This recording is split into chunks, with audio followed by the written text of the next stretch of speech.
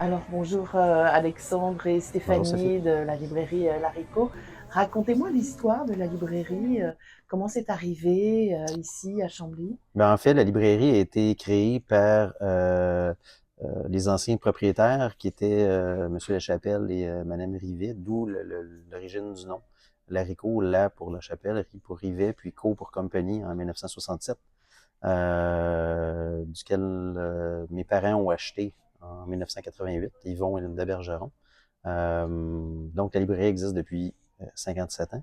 Et moi, j'ai racheté mes parents en 2013. Donc, je suis propriétaire depuis 2013 de la librairie ici. Et j'en ai acquis une deuxième il y a 2 ans à Saint-Jean, qui est Librairie Moderne. Et Stéphanie, dans le milieu des livres avant d'être ici ou... Moi, c'est une réorientation de carrière. Je travaillais dans un organisme à but non lucratif avant qui encourageait l'entrepreneuriat puis qui contrait le décrochage scolaire. Donc, à un moment donné, j'ai fait le choix de me retirer de cet organisme-là parce qu'il y avait eu des changements à la direction. Puis, à un moment donné, j'ai vu une offre d'emploi.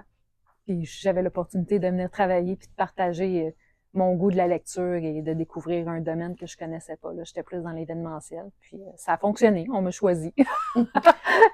Alors comment c'est de travailler dans ce nouvel environnement pour vous, la littérature, justement, décrochage, c'est Ben moi, vraiment... j'ai toujours dit que j'avais la chance de pouvoir avoir des emplois qui justement me donnaient l'impression de pas travailler, de pouvoir vivre mes différentes passions. Dans l'organisme non lucratif, j'avais l'impression de m'amuser, j'étais comme un poisson dans l'eau. Puis ici, c'est la même chose.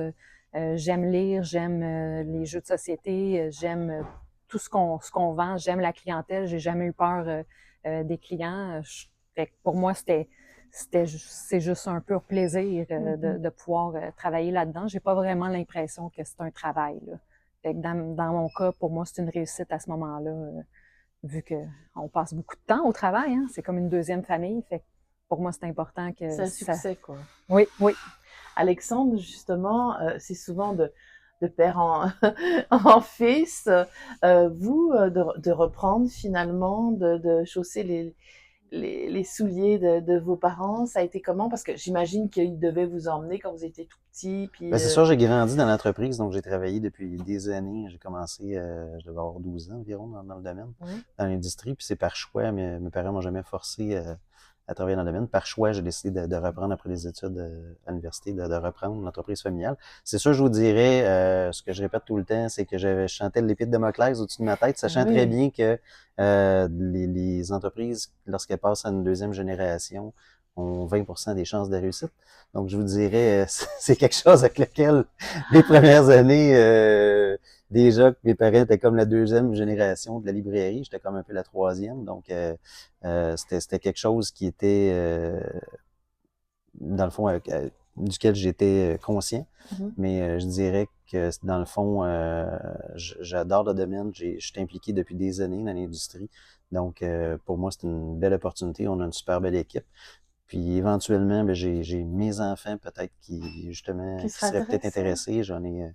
J'en ai trois qui travaillent. Les trois filles travaillent à l'heure actuelle parallèlement à leurs études dans l'entreprise. Donc Donc, ça serait euh, quatrième génération? possible. On Ah verra, on oui. verra, on Alors, verra. c'est extraordinaire, le livre, il y a quelque chose de passionné, il y a quelque chose de beau, il y a quelque chose de donné, c'est de l'âme, des mots, des rêves.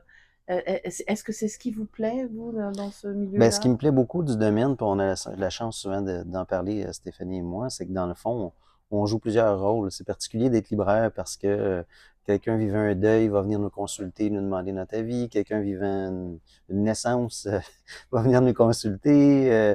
Donc, on joue plusieurs rôles à la fois en termes de recommandations de lecture, mais même, je dirais, en termes d'échange. Mhm. Donc, et je me peux toujours à dire qu'on a au niveau culturel, on a un rôle de passeur de Mhm. culture dans la mesure où notre rôle, c'est d'exposer toutes les œuvres justement Ouais. qui sortent sur le marché de façon à même l'auteur qui est moins connu ait la chance peut-être de percer, de vendre son œuvre. C'est quand même un travail qui est fait pendant, la plupart du temps pendant des années avant d'être capable que ça soit publié. Donc, je dirais que notre rôle, c'est un peu celui-là. À titre de libraire, c'est important de mettre les œuvres de l'avant Oui. et d'offrir la chance aux créateurs de rayonner. Vous avez l'occasion souvent de rencontrer les auteurs? Beaucoup, ben je dirais, ça fait comme je dis, ça fait plusieurs années que je suis dans le domaine. J'ai été président du réseau des librairies indépendantes pendant 6 ans, mais ça fait près de 20 ans que je suis impliqué dans les différents conseils d'administration à cet effet-là. Donc, oui, à travers les différents salons ou à travers les événements, on a organisé avec l'arrivée de Stéphanie, accumulé plusieurs lancements ou plusieurs événements qu'on a organisés à travers le temps pour recevoir des auteurs, d'offrir la chance à nos clients de les rencontrer, d'échanger avec eux. C'est toujours des rencontres fort intéressantes.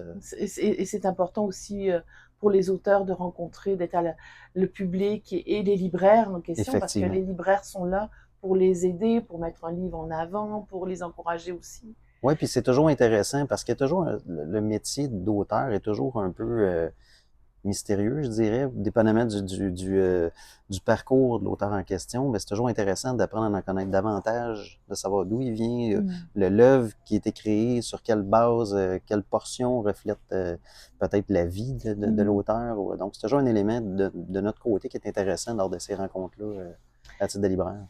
Avec les années, le métier a changé de libraire. Il y a eu beaucoup d'auteurs et beaucoup de petites maisons indépendantes qui ont vu le jour. Comment vous arrivez à fonctionner avec ça? Est-ce que c'est une bonne chose pour vous qu'il y a plusieurs éditeurs, plusieurs auteurs? C'est une bonne question. Je vous dirais que oui, on compose avec. C'est sûr qu'un enjeu qu'il y a à l'heure actuelle, puis c'est pas à cause des différentes maisons d'édition, c'est plutôt en termes de quantité. Le nombre de publications qu'il y a par année est énorme. Puis ce qui devient un peu décevant, c'est que comment je pourrais dire, ça limite les possibilités de vente d'auteurs ou de maisons d'édition plus petites, qui n'ont pas le rayonnement à même échelle que d'autres maisons d'édition plus grandes. Dans notre cas, pour nous autres, c'est important de mettre de l'avant, autant le petit éditeur que l'auteur régional. On en parlait tantôt également. Là, on fait toujours un effort de présentation, Stéphanie, avec son équipe, de mettre de l'avant les auteurs régionaux. C'est important pour nous. Il y en a dans certains cas que c'est des autodistribués. Il y en a d'autres qui sont vraiment dans le réseau habituel. Donc, c'est bien de les mettre. Stéphanie, justement, quels sont les efforts que vous faites pour mettre les auteurs peu connus en avant ici à la librairie L'Haricot? Peu connus et de la région, dans le fond de la région, on a fait un espace à côté de notre rayon littérature québécoise où ils sont facilement identifiables. On fait beaucoup de tables de présentation. On fait beaucoup de partage. Moi, je suis abonnée à Qui a lu en tant que libraire. C'est un site où des libraires et des clients peuvent adhérer et devenir membres et où on peut commenter et noter ce qu'on lit. Donc, on partage nos goûts, nos lectures et tout ça. Donc, c'est un peu comme ça. C'est en lisant un peu de tout. En tant que libraire, on doit s'intéresser à un peu tout essayer pour pouvoir servir le client adéquatement puis trouver... Moi, je me plais à dire que notre défi, c'est que tout client, petit ou grand lecteur, on doit être capable d'avoir quelque chose en librairie qui va lui plaire et qui va partir avec puis qui va être content. Fait que c'est un peu notre travail. On est plusieurs passionnés, on lit des champs d'intérêt différents. On se le partage parce qu'effectivement, même si on essaie de tout lire, on peut pas tout lire. Fait qu'en se le partageant puis en retenant un peu ce que nos collègues ont lu, c'est comme ça qu'on est capable de trouver le filon. Moi, j'ai eu plusieurs satisfactions et réussites depuis que j'ai découvert ce domaine-là. J'ai un client à qui j'ai fait une référence et un conseil qui est venu me voir puis il m'a dit à cause de toi, il faut que je lise un classique que j'ai jamais lu à cause du livre que tu m'as conseillé. Fait que je viens le chercher puis j'ai adoré ça. J'ai une autre cliente dans nos premières années, on faisait des activités à inviter justement les auteurs. On avait invité les auteurs des Dragouilles, une série pour enfants. Puis j'ai une grand-maman qui est revenue me voir puis elle me dit je t'adopte puis il faut que tu me suggères des livres parce qu'elle dit mes petits-enfants lisaient pas avant. Puis depuis ton activité toute, ben ils ont découvert le goût de la lecture puis ils lisent. Fait qu'ensemble on trouve. Fait que c'est le fun. Même les clients quand on leur dit, ben, ça se peut que vous ne l'aimiez pas, là, revenez nous voir, on va trouver d'autres choses. Ben, c'est pas tout le monde qui a le courage, là. On a nos réguliers qui ont plus le courage de nous dire, lui, il m'a pas plu. Les autres, osent pas, mais c'est ça qu'on veut, parce que moi, ça me sert à rien de vendre un livre qui va rester dans la bibliothèque et qui sera pas lu parce qu'ils n'ont pas été capables de me dire qu'il m'intéressait pas, là. Donc, alors, de ce côté-là. Alors, question un peu spéciale, mais j'aime bien la poser. Alexandre, coup de cœur ou coup de tête pour les livres? Coup de cœur. Moi, définitivement, coup de cœur. Moi, l'emballage aussi, le livre, la page couverture, juste quand on les reçoit, là, il y a beaucoup de travail maintenant dans les éditions, que ce soit les éditions collecteurs où justement ils travaillent beaucoup la beauté ou la couleur, le visuel du livre. Pour moi, ils parlent. Des fois, juste ça, avant de lire le 4e de couverture, fait en sorte qu'un livre le client va le prendre dans ses mains, le regarder. C'est vraiment... je viens du domaine du marketing, fait que c'est sûr que pour moi, c'est un complément. L'enrichissement, l'auteur, oui, mais juste l'enrobage, puis des fois, c'est juste ça qui peut faire toute la différence. La librairie francophone, le français ici domine. C'est une fierté? Oui, absolument, absolument. C'est quelque chose, pour nous, c'est important de le mettre de l'avant. C'est important, dans le fond, notre rôle est de mettre justement les œuvres de langue française de l'avant.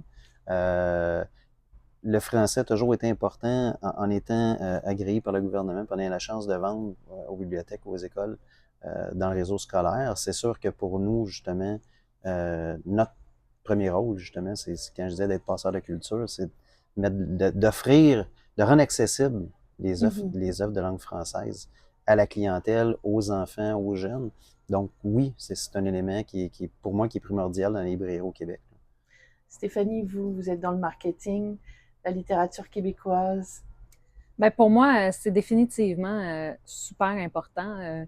Je veux dire, moi, mes parents m'amenaient à la bibliothèque à chaque dimanche. C'était notre sortie de semaine où on allait choisir des livres, on prenait le temps de choisir. J'ai fait ça avec mes enfants. Mes enfants travaillent aussi avec les enfants d'Alexandre, sont dans les mêmes âges.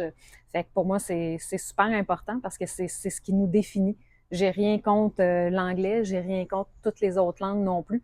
Mais je trouve ça important parce que c'est aussi en lisant qu'on fait notre vocabulaire, puis qu'on enrichit notre culture, puis qu'on se forge notre identité. Quelqu'un qui lit pas, peu importe c'est quoi le sujet, ben il peut pas se définir puis se développer.